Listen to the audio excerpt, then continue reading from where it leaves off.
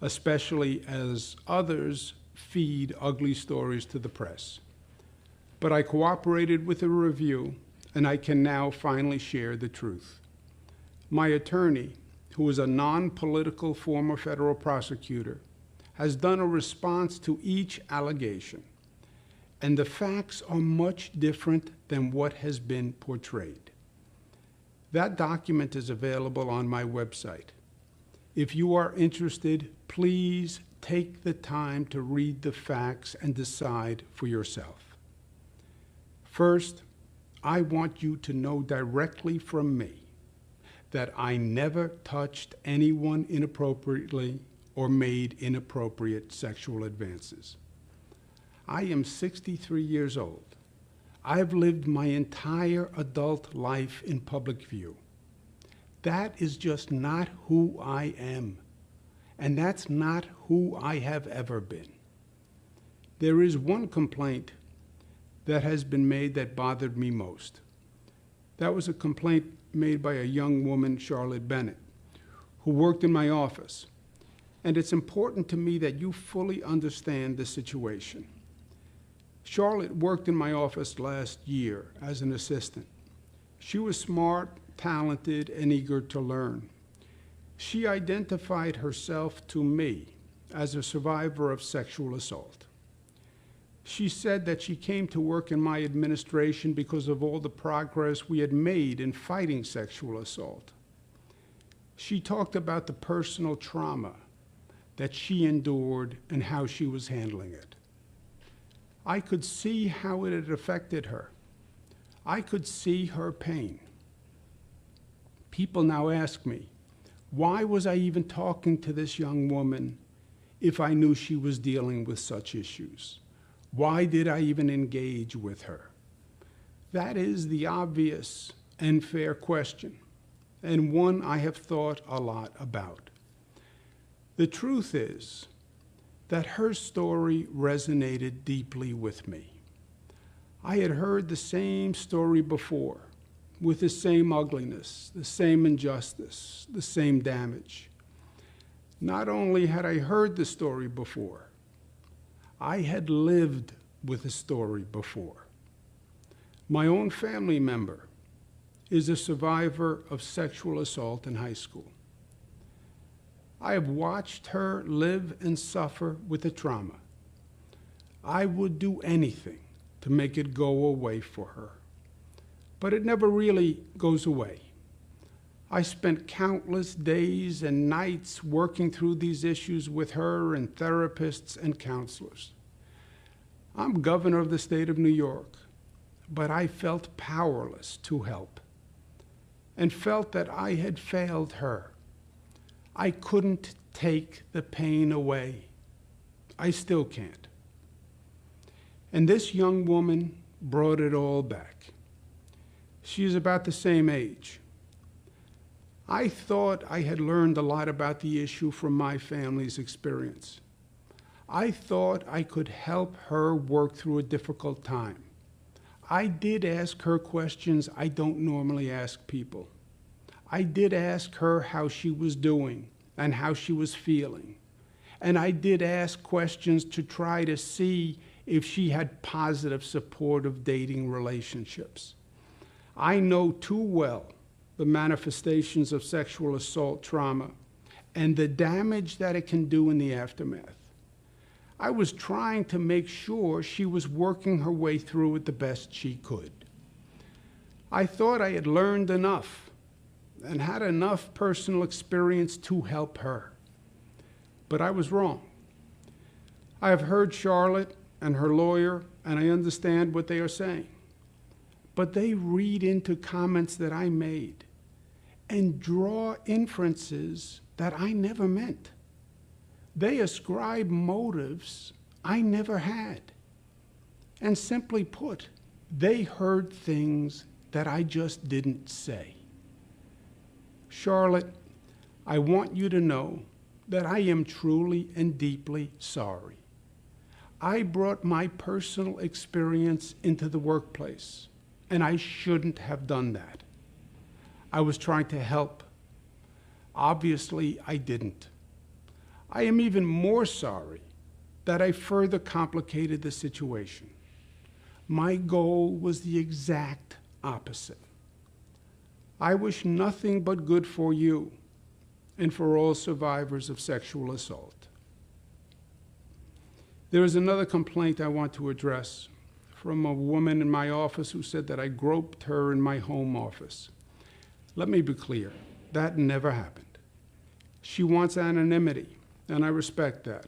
So I am limited but what I can say. But her lawyer has suggested that she will file a legal claim for damages. That will be decided in a court of law. Trial by newspaper or biased reviews are not the way to find the facts in this matter.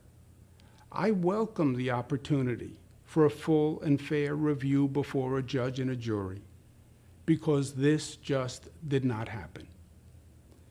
Other complainants raised against me questions that have sought to unfairly characterize and weaponize everyday interactions that I've had with any number of New Yorkers.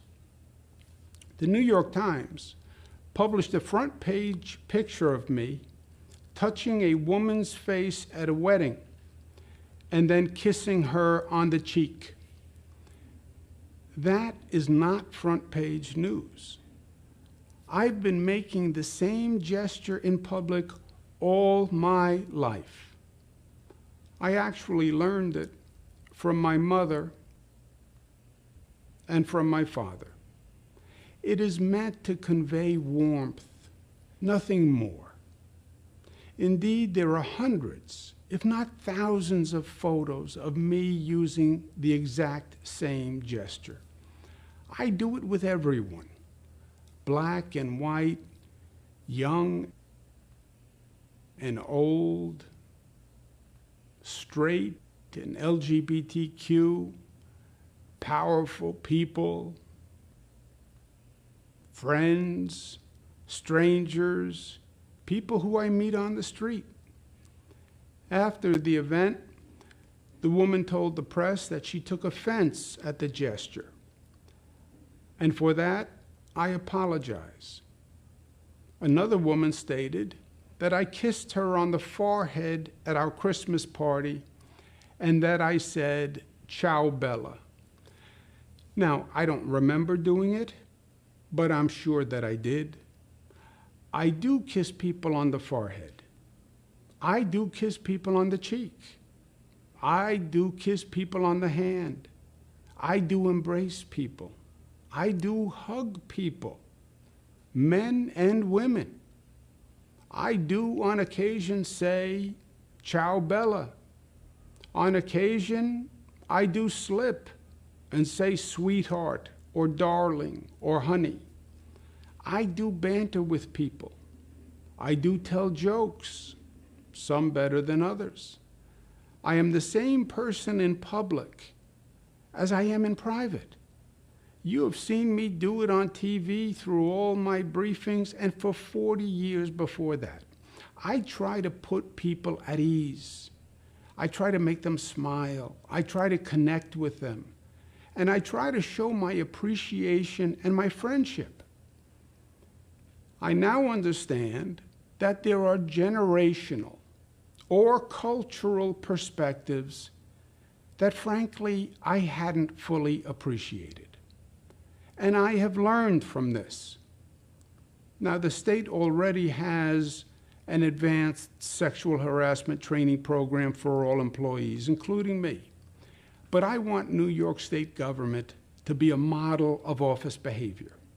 And I have brought in an expert to design a new sexual harassment policy and procedures, and to train the whole team, myself included. I accept responsibility, and we are making changes. Other complaints relate to the work environment. Now, I have always said my office is a demanding place to work, and that it is not for everyone. We work really, really hard.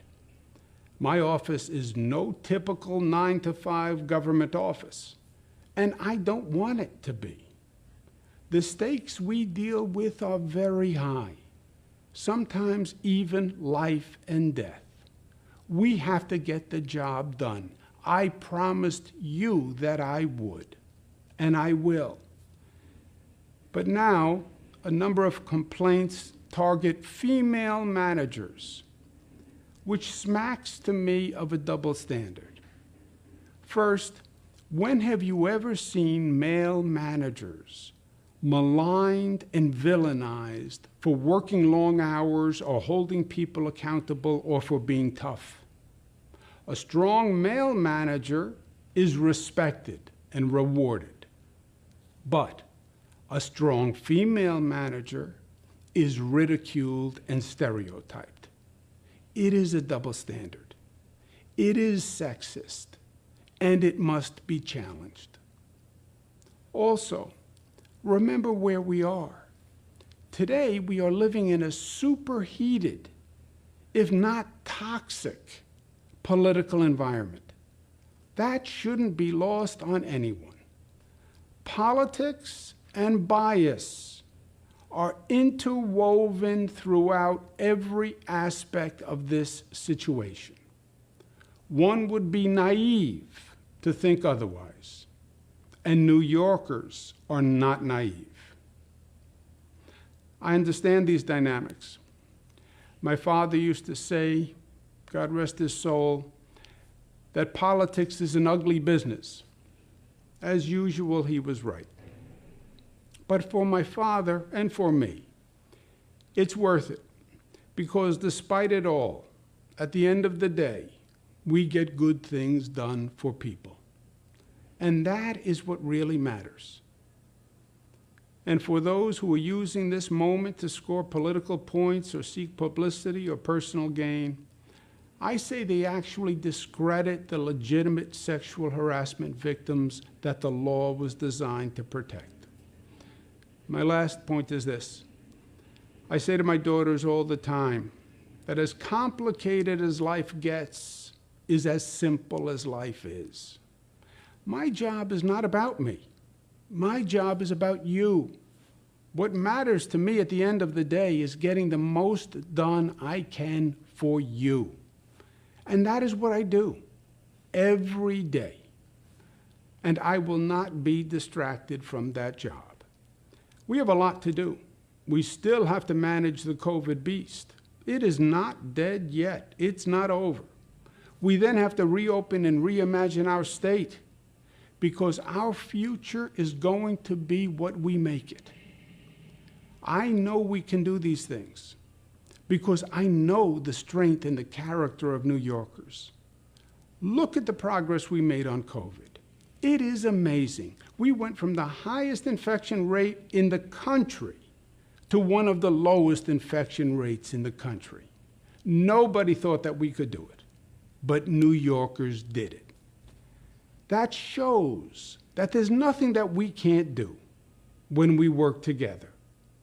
Together as one community, as one family, as New Yorkers. We will.